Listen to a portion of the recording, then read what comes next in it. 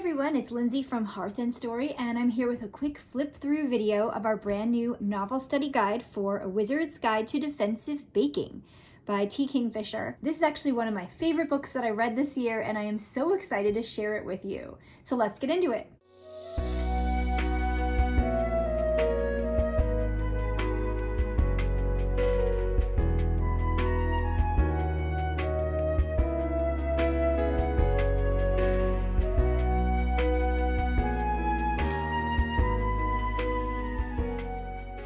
This is going to be the first book in level 7-8 of Hearth and Story, and I'll pop a blog post link in the comments that explains our combined level 7-8. So it's for 7th and 8th graders, and it's hitting those standards for those who are following state standards.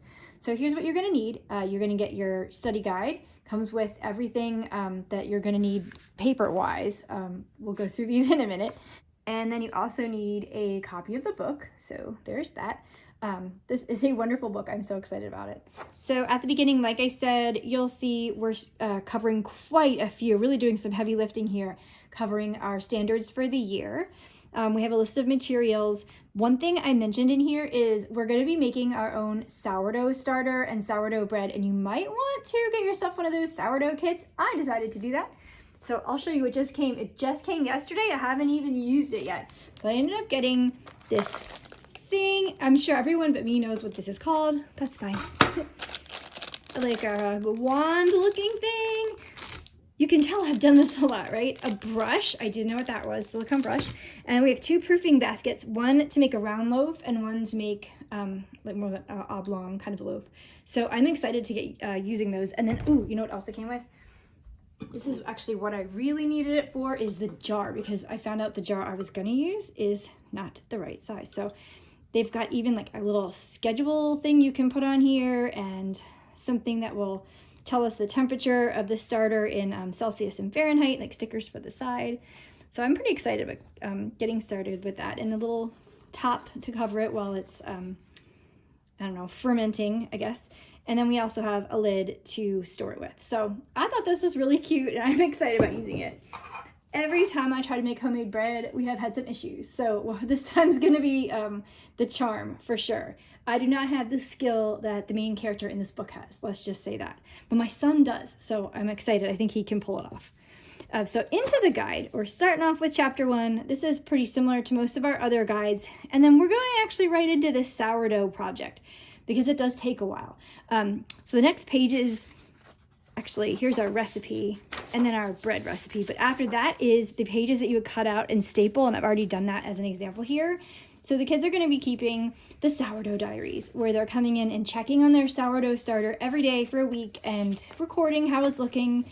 Try to get some figurative language in there and some really good descriptions of what's gurgling and blurbling up, I guess. So that's one of our projects. And then they're going into chapter 2, and right after that, there's actually another project that we're taking out of the study guide, and I've already done that. It is a theme tracker. So at the end of this study guide, at the end of the book, they are going to be writing a pretty significant 5-paragraph literary analysis essay, and they may have never done that before. So this is quite a bit of a step up from what the essays that they usually write at the end of a Hearth and Story study guide in the younger grades. Now we're really taking it up a notch to that upper junior high level, really getting ready for that high school writing. So in here we have a theme tracker where they're told throughout the study guide to pop in here and add some notes about the theme, which is power, the power we hold. And you can see they'll just be adding throughout the book. Not every chapter has something to write in here. One has 2. But yeah, sometimes we'll skip a few if there's not a heavy theme in a chapter. And so by the end of it, they're going to have significant notes that they are ready to write their essay. They're going to have many, many, many quotes to choose from, and they're not going to be scrambling to try to find that textual evidence that they need for their essay. So I'm hoping that will help build confidence in the kids. I know that I get into this with students where sometimes you'll read the book, either you didn't read the essay prompt ahead of time or you didn't get it ahead of time. And now you actually have to go all the way back through and try to find that quote or that one scene you were looking for, and when did that happen, and what chapter was that in, and can I go all the way through Mansfield Park and find this one quote that someone said? So that I used to get on my nerves as well. So I think having this as your guide going through and helping you take those notes is a really good scaffold to get you up to writing those essays comfortably. And then we just go through the rest of the guide. Each chapter has its own section.